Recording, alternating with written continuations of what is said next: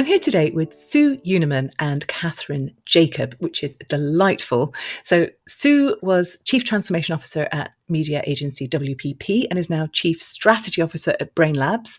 She blogs at www.sueunerman.com. And Kathryn Jacob is CEO of Pearl and Dean, which immediately the little things going off in my head. She sits on the development board of RADA. She's global president-elect of SAWA. And together they are the authors of The Glass Wall, published 2016, Belonging, published 2020, and their most recent book, A Year of Creativity, 52 Smart Ideas for Boosting Creativity, Innovation and Inspiration at Work. So first of all, welcome to you both. Very good to have you here. Thank you for inviting us. And I'm so interested in writing marriages. So this is obviously a really successful one. 3 books in, here you both are, still smiling. So I'm going to ask, I'll ask you first, Sue, what's the secret of a happy writing marriage? I think there's 2 things that I'd say. One is planning is super important. So the writing bit is almost the last bit. The planning bit is the most important part. You know, what are we going to say? How are we going to say it? And then the second most important thing is to find your soulmate, which Just like is a marriage. slightly trickier to find unless you you're lucky enough to sort of have the kind of relationship that Kathryn have had for a while. But so that we understand each other, but we don't duplicate each other's thoughts. Yeah. We build on each other's thoughts, and we both know, I think, that any pushback that we might give to each other comes from a place of, love and desire to make things better. So it's a very, very safe writing relationship. And I know a lot of writers get kind of like really stressed by criticism. And I understand that. And it's, when somebody red pens you, I mean, we've both had this. It's like, what are this? What? But between each other, it's not like that at all.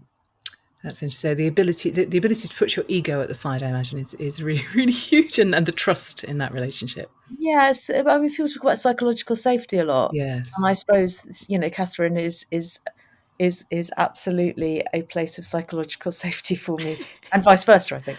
Yeah. Just add anything to that, Kathryn? Yeah, I think from my point of view, we are very different people. I'm very extrovert, Sue is an introvert, but I think we're a different side of the same coin. We have the same values.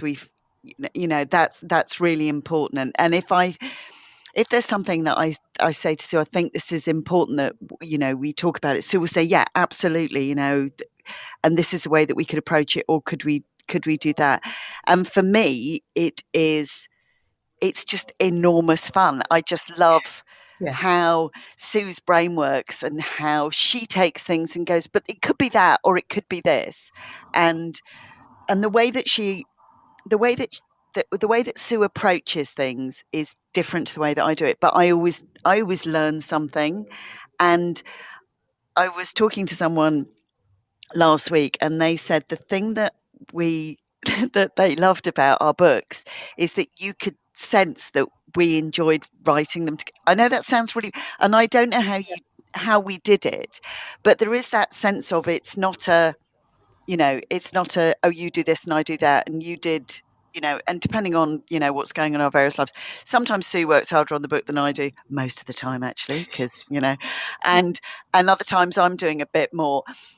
But it is that thing about it's the joy of coming together and what we create together. And actually, the books are just a kind of a side hustle on it. I mean, my greatest joy is just hanging out with Sue, talking about the work that we've done. It's just an excuse, isn't it? It's just an excuse to spend a bit of time together. There's nothing wrong with that. It's a flimsy excuse. Luckily, at this moment, supported by the lovely people at Bloomsbury Business, for us just to hang out and go, yeah, and that's another thing.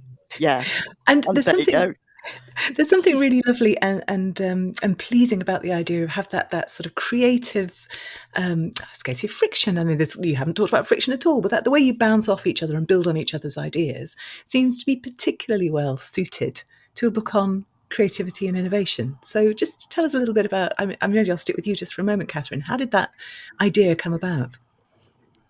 I think because both of us have observed that in a world that is increasingly driven by data, what's the advantage that a company or an individual can have by embracing their creativity?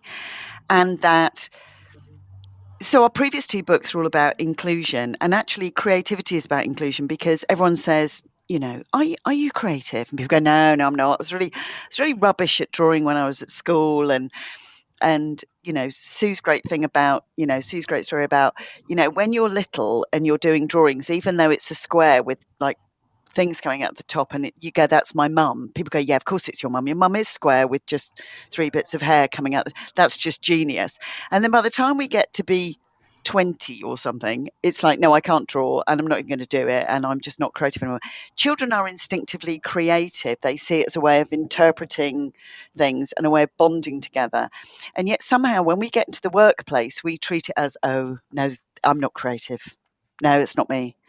And, you're forced to endure endless brainstorms with someone who's obsessed with Sharpies and has got really useless ideas, but they talk over everyone else. And you're just thinking, God, when can I get out of this overheated room? And I think creativity is within everyone. And it's another, I think the idea that creative is for elites is another exclusionary idea. And actually, there's a lot of happiness for people recognizing their creativity. So one of the statistics that there's a statistic from Adobe, and there's some other research from Lego, which is majority of people think their life would be better if they were more creative, but they don't know how to. They think it's only in one way and that only certain people can do it. And actually, a broad spectrum of perspectives, experiences, and inputs makes your ideas better. That's quite a poignant statistic, isn't it? That we wish we could be creative, but we're not. And I wonder if we've done ourselves societally a disservice by labelling some industries as creative and others as not. But I love the way that you structure. So I want to talk a bit about how you approach such a busy space. And one of the ways that you have set your book apart is by taking the year as your sort of structural motif. So Sue, maybe you could. What was the thinking behind that? I guess it was partly differentiation, but well, yeah. I mean, the truth is that we wanted the book. So the first couple of chapters of the book are about why creativity is important, and important to you as the reader, almost whatever your job is, and how it's increasingly more important in a world where algorithms are kind of running our lives, whether we're aware of it or not. And then the sort of the last 4 chapters of the book are creativity techniques, and there are 52 of them. And as we wrote them and went through the techniques, they clustered into the seasons of the year. But they did this in a way, not in a literal way, as in we're not saying, okay, it's September now, it's autumn, so you need to do this technique. It's more like a metaphor for the kind of state that you find yourself or your team or your business in. Is it time for renewal? In which case, here's the spring techniques. Is it time for harvesting? In which case, that there's fall. Is it transformation in the darkness of winter? Because you need some really radical techniques to lift your business out of, or your workplace out of the condition that it's in. Or is it summer? Should you be chilling and being laid back and flowering? And so it came actually out of a collaboration with our wonderful agent, Clare Taylor, who is sort of our third partner, really, because we've worked with her since The Glass Wall, where she was our editor and publisher at Profile at the time. Yeah. And she's now our agent. And we start with a loose idea, which in this case was a collection of techniques, and then developed it with Clare. So yes, it's about a way of anchoring it into what your particular situation is and what kind of technique that you need, rather than it just being lots and lots of techniques at random. And I can imagine you sitting down with Clare and saying, we've got this idea for a book on creativity. This is why we feel it's important. This is what we see emerging. And Clare, as any good agent or publisher would do, would say, well, let's look at the competing titles. Let's look at the space. What was that process like? Because there is so much out there, isn't there? Yeah, there's nothing like this, though. Exactly. But no, talk us through that, because what happens, of course, is you have this brilliant idea for a book, and you know it's going to be valuable, and you've got some ideas for it, and then you walk into Waterstones and you go, "Whew, that's a busy shelf." So, talk us through that journey. Well, I think you're right. There's lots of books on creativity, and I'll start on this. There aren't many books on creativity actually written by two women in business. They tend to be written by either professional people who have been professionally creative in their careers, which we haven't, or they tend to be written as techniques to hone your expertise. And this isn't a book for creative experts, although I know some creative experts who have read it who've said this is really useful. This is a book for everybody. And so we did go and do some looking at books. We did some reading round, but we didn't find anything that had the kind of pragmatic approach that we do. And this is kind of what we do as well. This is partly what's fun about our writing partnership, or the way we collaborate in general. When we wrote The Glass Wall, we said this is pragmatic feminism. I think it's probably true to say that this book is pragmatic creativity. That's a great Not phrase. theoretical, not highbrow, not, you've got to go and, chant up a mountain for 3 weeks and then you can come back and be called a creative director. It's about how to solve problems in a different, fun way. And belonging was pragmatic as well, wasn't it? Because it was that struggling with, everyone talks about building an inclusive culture, about, fully embracing diversity. And it isn't happening. and there's lots of chat about it. And how much what was it, 5 billion or something? So some huge amount of money that people have spent on inclusion and making this. And we were still talking to people who said, yeah, I turn up to meetings and no one talks, I'm not expected to speak, but I'm just there. And the thing of someone I met who said that she was part of a global pitch process, and she was the only person of Southeast Asian origin, and she was in the picture of the team. She never went to any of the meetings, never met the client. She was just, exactly. Window dressing. Exactly, window dressing. But the company prides itself on being deeply inclusive and has got, so and so. And our pragmatism is the differentiation, which is that we could write a book that says this is what creativity is and this is how to appreciate it. But actually, most people, if you're in a business thinking, I'm stuck, what do I do? How do I change things? Reading a book about, how to think creatively and using examples of, I don't know, great artwork or a television, bless them, television commercial. Most people in their lives are not going to make a television commercial. Most people are going to sit in a brainstorm where someone says, how are we going to make this work better? And how do we keep ahead of our customers, for our customers? And that's what this book is. And that pragmatism element, because we've both been in business for a long time, we know it's needed. There is a creative element to writing a book, of course. It is a creative endeavor, as well, as much as it's a business endeavor. So, did you find yourself reaching out for the principles of creativity, the techniques, the tools that you were using in the process of writing the book? It's a very leading question. I'll take Kathryn, if you carry on with that. Yes and no. I think there was an element of the pragmatism element is prevalent, but we've never written a book like this before. So yes, there was a bit of a kind of a, scorched earth. We'll start all over again because what we've done before, we can't use now.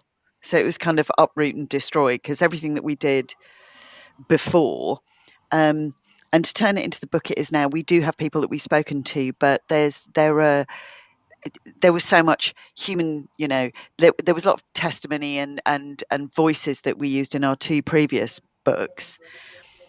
The thing is, the only people who are going to talk about creativity are people who are already creative, and so it's a kind of a bit like trying to get, I don't know, David Hockney to teach you how to paint your wall if you get someone creative to go, but I can't understand why you're struggling to find ideas. So I think, yeah, we did. Probably not deeply consciously, but there's definitely elements of what is in the book. And we did have a period of time where we did do the summer thing where for about 3 and a bit weeks, we didn't really write anything. We just sat, didn't we, and let things percolate through so that it could all make sense because, we have busy day jobs and sometimes, I know I wrote one thing once and I wrote to Sue and I said, I've written it, but I hate it. So I'm not going to send it to you. And I've just read it back and it's like someone else has written it. So I'm just going to have to sit with it and let it, do nothing with it until it feels right in my head and I can write it. So yeah, there were bits of it, but I don't think we sat down and went, we're going to do this technique. It is just what we've learned. It's what you reach for to work. at the moment. Yeah. Yeah. What about you, Sue? I would say I completely agree with everything you've said, but the very act of writing about a particular technique sort of meant you were doing it. So in a way, the answer is completely and absolutely, as in, if I'm thinking about when we wrote about, one of the techniques, which is, be bored.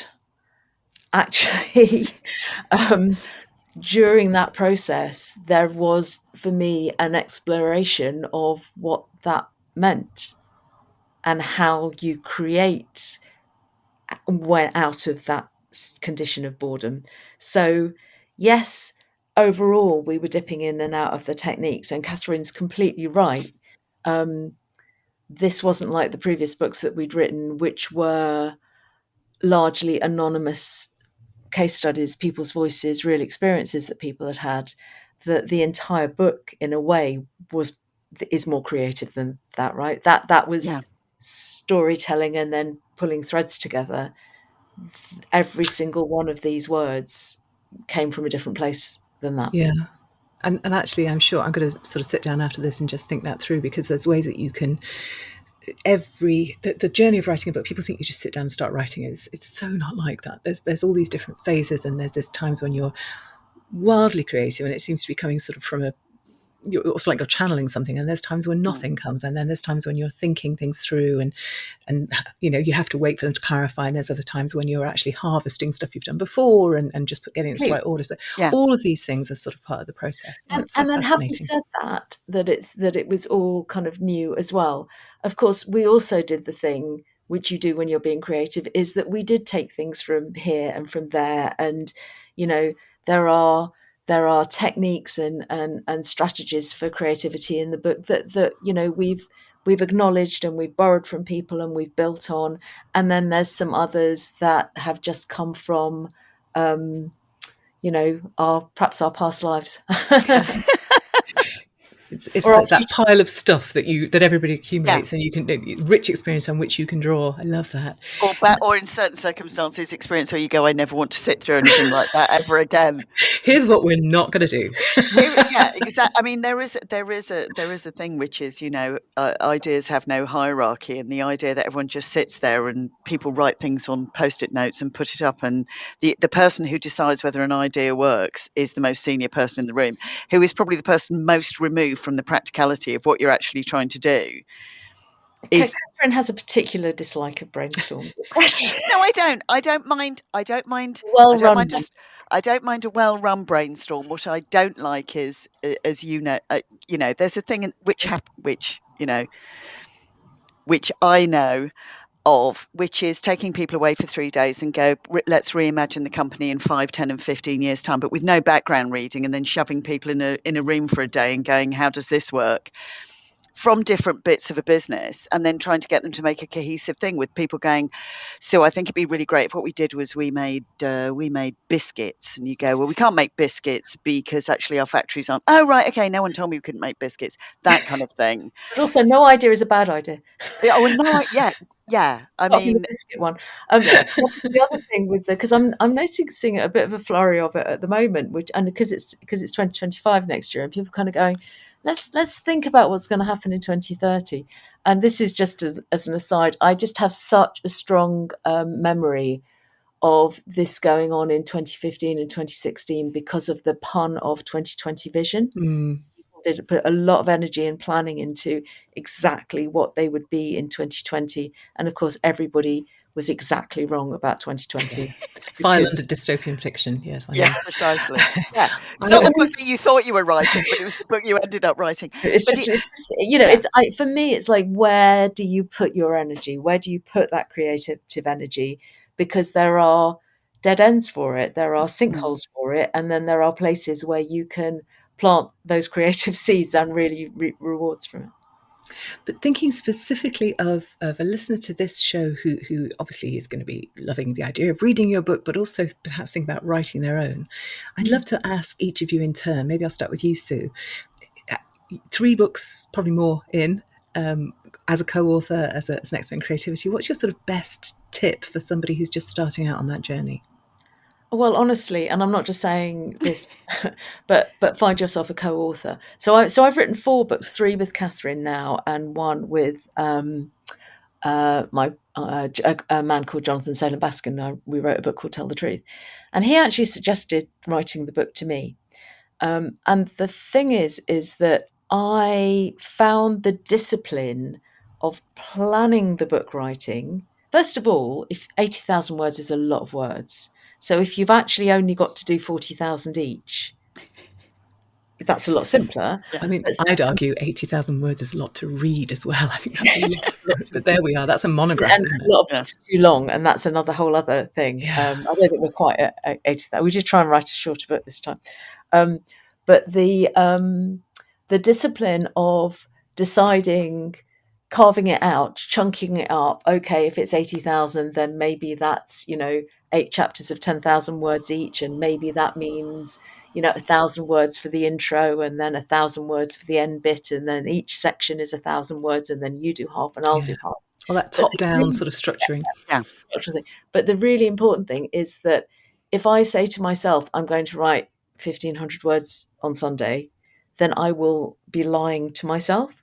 If I promise Kathryn I'm going to send her 1,500 words that I've written, that's like a thing. And so I will do that. And so that's the other real thing, is in terms of motivation, that sense of, because the way we work is we divide it up and then we rewrite each other's sections. So that's why it all seems like one thing. But the owing my friend Kathryn 1,500 words for Monday morning is a completely different thing to saying to myself, must write 1,500 words. And so it's Gretchen Rubin's thing, isn't it? Upholders and obligers. And I find it very, very hard to uphold, but I will oblige like crazy. And if I've said I'll give you something, I'll get it to you. Hilarious. What about you, Kathryn? Well, I would say, what Sue doesn't explain is that she came to me to write The Glass Wall, and the only thing she'd ever read that I'd ever written to her was some emails. So, thanks for lunch. Well, probably not, because probably you'd bought me lunch. I probably bought you lunch, but it's like, it was really good to see you at lunch. We had that idea about doing this for this client. Do you want me to do anything on it now, or shall we regroup in 2 weeks when the timing's better? That was it. So, had blind faith, maybe. She had no idea I could write anything. She just wanted to hang out with you, and there we are. Well, obviously, this is all just a thinly veiled excuse for me to spend as much time with Sue as possible, according to my husband. No, but there was nobody else on my list. So I wanted a co-author for what ended up being The Glass Wall, book about women at work. And I had a list of 1 people that I wanted to write. She turned it down, so yeah. And thankfully, Kathryn immediately said yes. So, but it was only after that, and we sort of had a bit of a hug, and like, this is going to be so exciting. And it was really only after that it occurred to me that I'd only ever seen a 3-sentence email from. It's just because, to be honest, some people can write and some people don't find it so easy. So, yeah. I think the structure piece is important. The idea that, we talk about a bit in the book that, you're going to be touched by the muses and the words will flow through you as if through some kind of, life force coming through you. Yeah. Unless you're writing, a pastiche of Ulysses and it's a stream of consciousness, which, let's face it, not many people are going to read the contemporary version of Ulysses, which is the algorithm told me to do this now and then, that kind of thing. I think the structure thing is a great idea. And I think that let deadlines guide you, but not kill you, because that's the thing, which is that, it comes when it comes. It comes when it comes. And the joy of having Clare is that Clare kind of sits, watching what we're doing and says, how are we doing on this? Where have we got to? So and so. But she doesn't turn around and say, you need to do this by this stage. So if you've got a gentle hand behind you, a little hand on the bottom of your back, pushing you forward, that, sometimes you can lean back and go, I'm so sorry, but we're both working like beasts at the moment and we haven't done this, but we will have done it by then. And she goes, no, that would just be completely fine. That's just great. Having another person who's going, no, you're doing fine. Don't worry about that. That can wait. Why don't you do this is helpful. Never underestimate the power of a great agent. Yeah, I think Clare Taylor.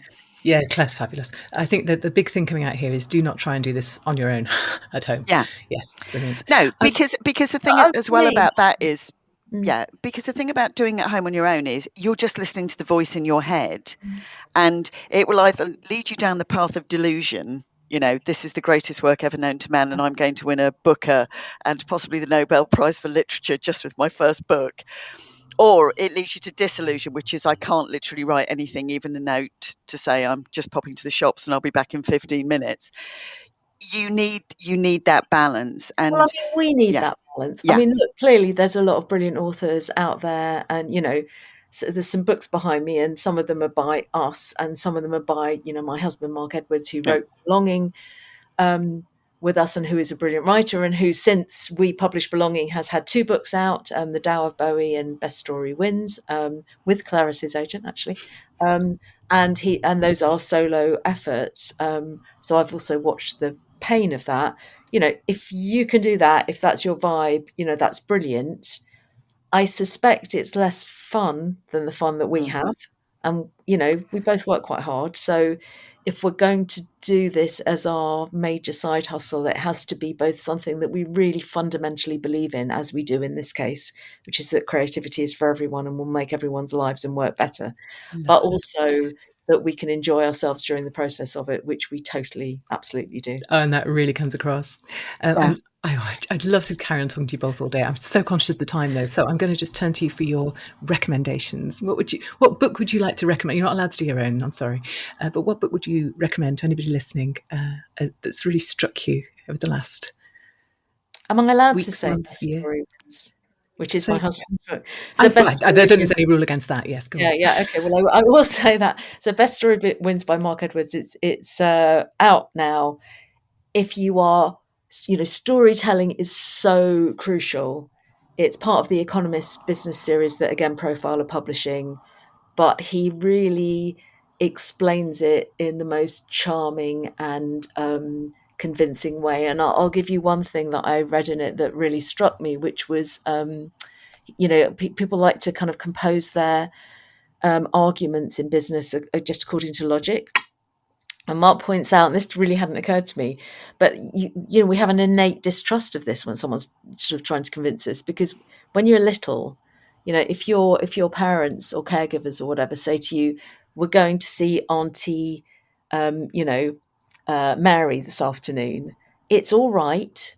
She's going to make a lovely cake for you, and she has got a lovely big garden. So your parents are giving you reasons, you're not going to have a good time, because when they go, this afternoon we're going to see, Auntie Jane, you immediately go, yay, I love going to see Auntie Jane. They don't need to give any reasons why. And I just thought, gosh, it's just really That's interesting. Hilarious. Innately, we distrust logic. Brilliant. So Mark, that book explains the importance of other techniques. Thank you. Great recommendation. And I'm sure you'll have a much more congenial evening this evening, knowing that you have recommended his book. That's brilliant. Kathryn.